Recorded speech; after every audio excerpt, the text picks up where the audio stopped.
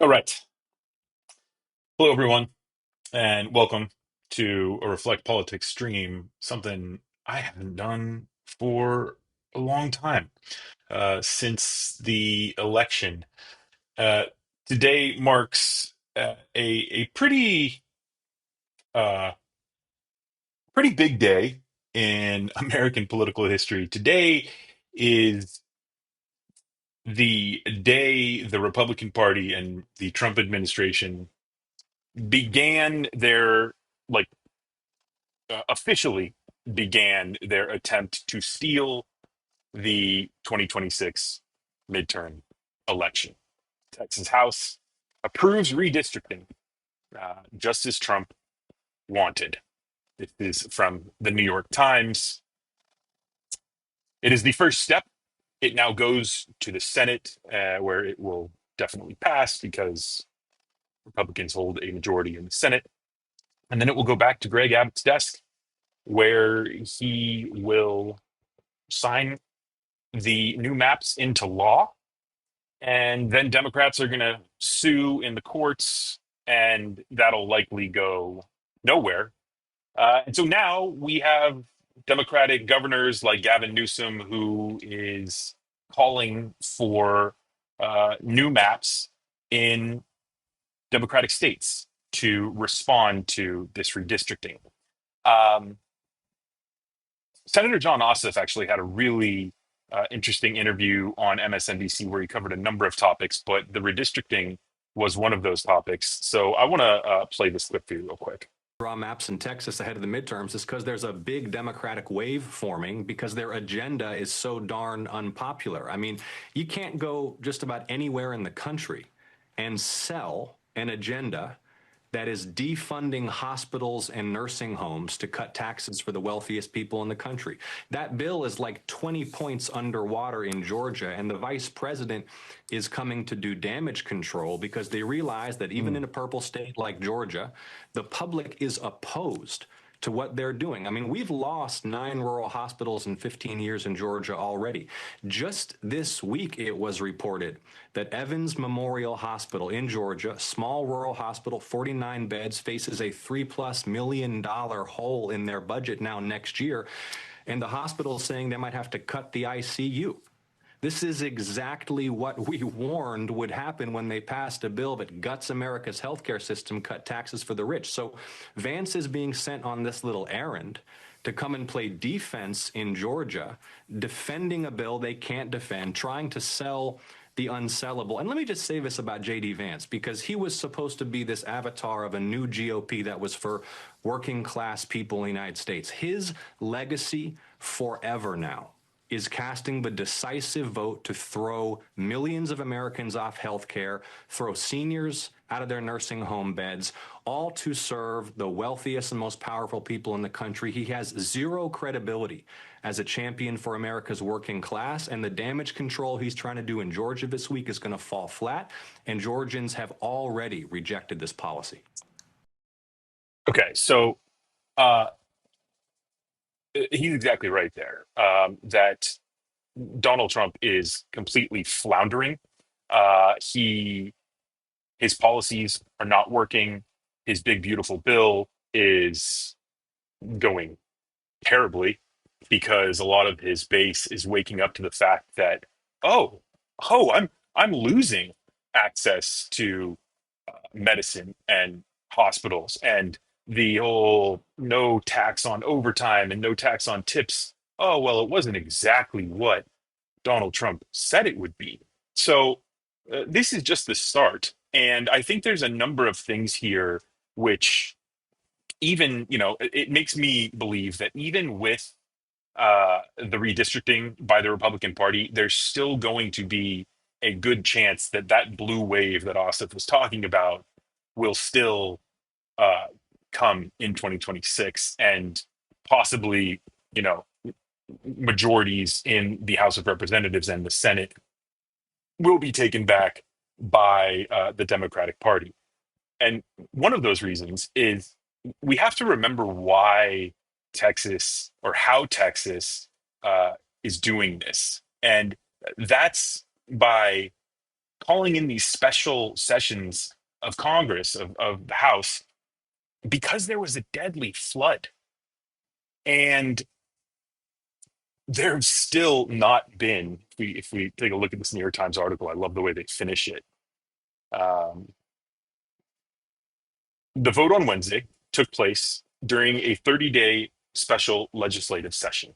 The second such session, called by Mr. Abbott to address redistricting and measures related to the deadly July 4th floods in Texas Hill Country. The first session expired without any action because of the Democratic walkout. No votes have taken place on the House floor related to flood recovery. That was set to be handled later, after redistricting. Ah, this Trump administration handles that flood terribly. Texas Republicans handle that flood terribly. That's not That flood is not going to be the last disaster before the 2026 midterms. Uh, we still have hurricane season creeping up on us right now. We have the ending months of our summer in Southern California and California on the West Coast, where I am, where we could still have fires break out at any minute here.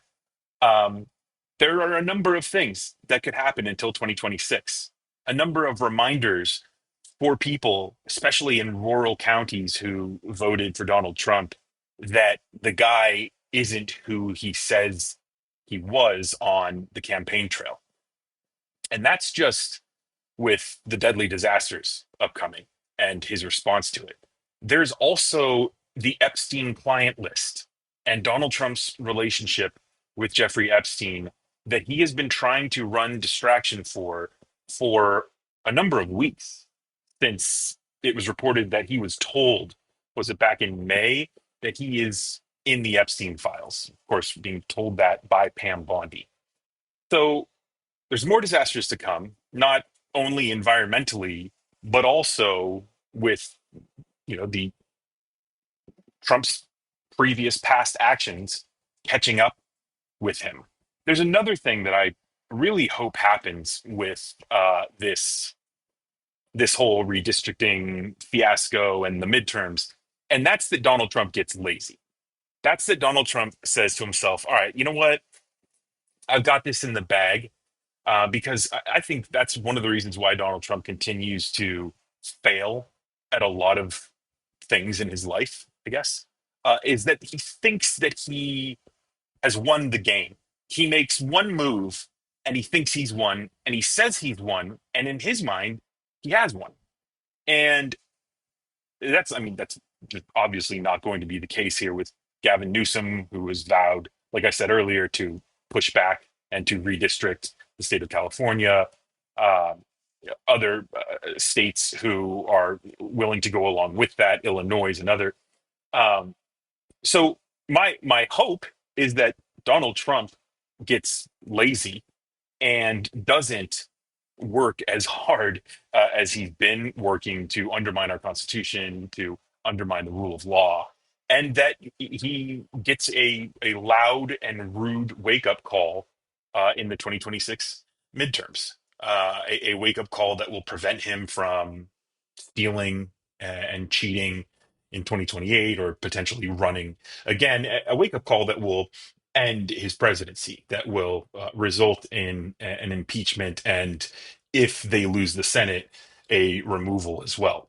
I do see there's some comments. I do want to say hi to some folks who are leaving their comments, just saying thank you so much. I want to say thank you so much for coming in. Oh man, it's so hard to see the comments. Okay, here we go.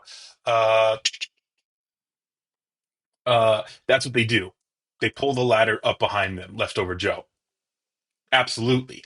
Or they'll take that ladder and they'll just pick and choose who they want to bring up, right? And it's only the people who vow to, once they get on board, once they get up with them, then it's the people who vow to and swear to give loyalty to whoever gave them the ladder. Uh, Michelle Lacey, Texas, bring it on. Yeah, yeah. I mean, let's check on Gavin Newsom's Twitter page here. Let's see. Talking trash. Yeah, here we go. Texas. It's on 44 minutes ago. Yep. All right. I don't know what that was. Let's see his press office. Okay. Do they have anything recent for us? An hour ago. This was Gavin Newsom on a On podcast some here on Twitter. questions. Let's see what he's got. Governor Newsom, I am a Texas Democrat. I live in Texas right now. And I was at two of the public hearings they had about these redistricting maps. I was at the one in Austin where I watched someone get arrested. And then I was at the one in Houston where I watched them repeatedly threaten to throw everyone out of the room because we were cheering people's testimony too loudly. And so I know there's a lot of people out there who look at what you're doing and they'll say things like, you're going too far, or this shouldn't be done. And as someone who is living and breathing in the environment that this is being done right now, I can tell you, I sat there for over 10 hours and watched the Republicans in our state legislature as they listened to their constituents beg and plead for them to have a conscience. And they were on their phones. They weren't paying attention. They were laughing. They were chastising them. So for the people who I hear respond to what you're doing and they're like, well, I don't know if we should do this. I'll tell you this. I might be a Texas Democrat, but I'll have boots down on the ground in California to help get this ballot initiative passed, because what they're doing here is so unconscionable. And I am so grateful that a Democratic governor in a different state gives enough of a shit about the people who are living here in my home that you're doing something about it. So I appreciate that very, very much. Well, I appreciate you and thank you for that. Look, this is the architecture. Everything else is possible. These guys aren't screwing around, folks. They want to roll back all the progress the last half century. I mean it. They do. What more evidence do you need? Voting rights, civil rights, LGBTQ rights, women's rights. This is rights regression. They want to turn back the clock. They want to put America in reverse. This is about power. This is not about party. And this is serious. If you care about your kids, your grandkids, your friends, your family, you care about each other, you care about this issue. This is it. There's no do-over. We don't get this back. This guy's not screwing around. He's not. I mean, this is a guy who literally celebrated the fact that, well, Putin himself said, sir, mail-in balloting is that's not a. I mean, this is a guy who's rigged all his elections. Putin giving advice to Trump. Trump took it. I mean, what more sensibilities you need? And I say this to Republicans out there. I pray you pay attention to what's going on. This is not about. He doesn't care about the Republican Party. He took it over. He's an invasive species. The Republican Party it doesn't even reflect itself. I mean, look at these Republicans cowering to this guy. Look at your Republican governor, used to claim to be a conservative. What a farce. Nothing conservative about this. I mean, by definition, nothing conservative about this. This is radical rigging of a midterm election.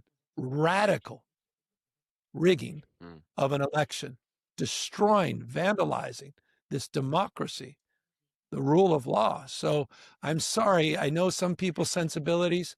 I respect and appreciate that. But right now, with all due respect, we're walking down a damn different path. We're fighting fire with fire, and we're going to punch these sons of bitches in the mouth. Oof.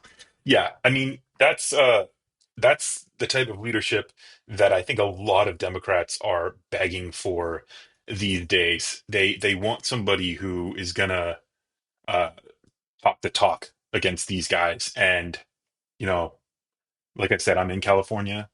And Gavin Newsom is how a lot of us feel these days. Annoyed AF, man. Thank you for joining the Reflectors, and thank you for gifting the Reflect Politics memberships. That is really awesome. Leftover Joe, you get a membership. Max Sims, you get a membership. Vol Queen, you get a membership. Captain Howdy, you get a membership. And Yvette Sweet, you get a membership. And thank you guys for tuning in and watching. So, a couple things there about what Olivia uh, Olivia Juliana was talking about how she's a Texan and how she, saw these people who were pleading with Texas Republicans to uh, respect them and to respect the Constitution. And Republicans in the Texas House were sitting there on their phones and laughing at them. That is because the Republican Party does not represent the American people. They represent people who have been just utterly brainwashed by a right wing media who has been overtaken, like Gavin Newsom said there, by Donald Trump and by this mega movement. And then Juliana was also talking about there how uh, some of her friends and her fellow protesters and supporters of those people who were at the Texas House pleading with the Republican Party to not do this, how they had them removed because they were too loud. And it's just so funny when you know, uh, over the years of the Biden administration, we heard nothing but, the Republicans are the alpha guys, right? And they're the tough ones who want to respect the First Amendment, uh, and yet then they turn out to be these just snowflakes who, when their feelings get hurt, when people cast the light on their corruption, oh, then they remove them. Right. They kick them out, or they militarize Washington, D.C., because as J.D. Vance said today, that he took his kids to Union Station and vagrants yelled at them. Right. Lenny B, yeah, long time no see. Yeah, it's good to be back. I think I'm gonna try to start doing some more live streams just because the videos I've been uploading to YouTube they've been no traction. I don't know what's going on with YouTube. Um, I haven't been uploading as much, and so maybe the algorithm is slowing down. I also kind of noticed that it slowed down when I was talking about, how Donald Trump is trying to distract from the Epstein files. And so, when you're talking about things that, you know, when you're talking about these potential crimes that Donald Trump may or may not be involved in, I think the algorithm sees that, hears that, and maybe slows down your position with viewers. I don't know what's going on, but the past couple months have been pretty rough here, and so I'm trying to branch out and do new things so that I can try to save this channel and try to save what's going on. And so today I thought, with the breaking news of the House in Texas passing this, making the steal official, officially starting it, I thought I would jump on here and see kind of what this is doing. Um, so yeah, I mean, I also, I'm not a conspiracy theorist. I don't think, uh, the algorithm has it out for me. I think it's just it's a number um of issues with, people in politics right now. I think this administration is doing everything they can to slow down the resistance, and that means that they are just bombarding us with, um, like I said, the National Guard in DC and the meeting with Putin, which was a nightmare and a disaster. Um, you know, you have now the attack on will gay marriage even last in this administration. I mean, it's nonstop frustrations. But this channel is designed to try to hold these people and their feet to the fire. And so I really appreciate you guys for being there and for tuning in when I do make these videos. But yeah, I'm gonna try to start live streaming more, and then those will just kind of be turned into videos, so that hopefully we can kind of continue to grow this thing. Um, and hopefully there'll be some good news, with California and their pushback, and Illinois and their pushback. And I said Democrats are gearing up to sue Texas and Greg Abbott once he signs this into law. We'll see what happens if anything comes from that. Um, but this is going to be, I mean, this next, what is it, year, a year and a few months until those midterm elections are going to be.